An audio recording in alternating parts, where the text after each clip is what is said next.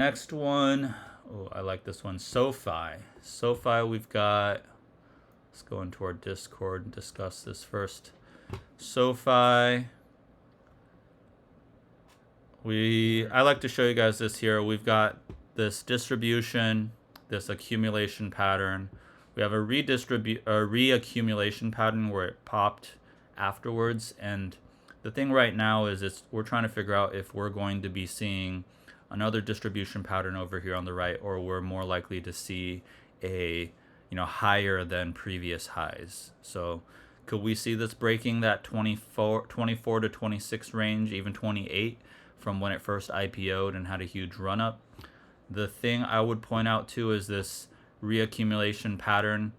We got to understand this tariff tantrum back in April shot it down below this wedge, but overall it's still taking this pattern where we have last points of supply and signs of strength heading up further. So overall in the long term, I would say probably, look back on this name in November. We very likely could be seeing higher for this name. And our stacks is showing kind of a mix between calls and puts. A lot more puts came in over the course of this last week, where we're seeing this name, kind of getting pushed down just a little bit. A lot of expirations for, 8/15, which is the next monthly expiration coming up. Our unusual calls here from the 23rd, aiming for the end of next month above 25. But the only thing I don't really love about that one is it's only 65K being spent. There's actually 1.18 mil being spent for October for it to be below 17.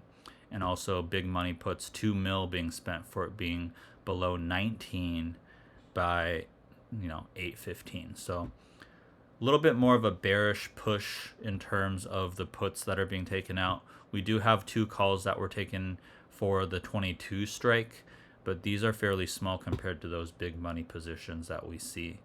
So PE ratio is fairly high, 51.24, but as we've seen with names such as Palantir and things like that, if there really is future growth for a company, we could see it actually headed up further.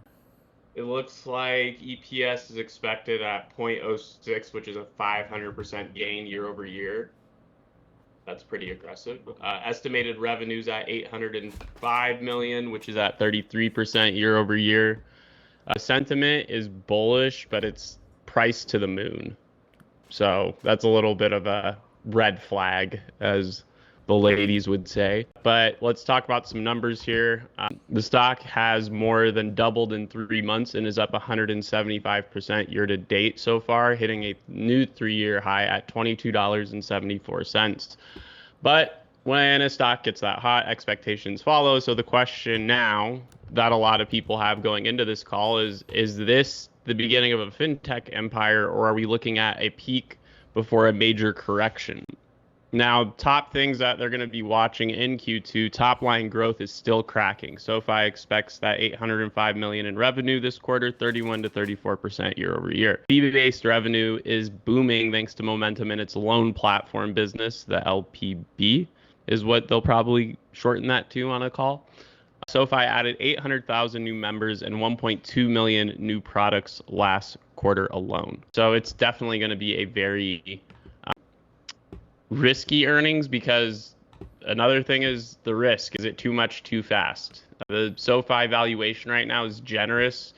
Price to book is high, and analysts mostly rate it a hold, not a buy right now. The biggest risk, all the good news might already be priced in with them. So that's another thing that we need to consider as well. And the things to watch for in their conference call will be student loan origination momentum. So it's a post-Trump policy clarity for what's going to go on with student loans, progress on platform scale and margins, crypto and new product rollout traction, and home equity expansion amid real estate shifts. So really, it seems like this could be a case where we're seeing a lot of the things that would make them attractive for earnings, or a killer for earnings, quote unquote.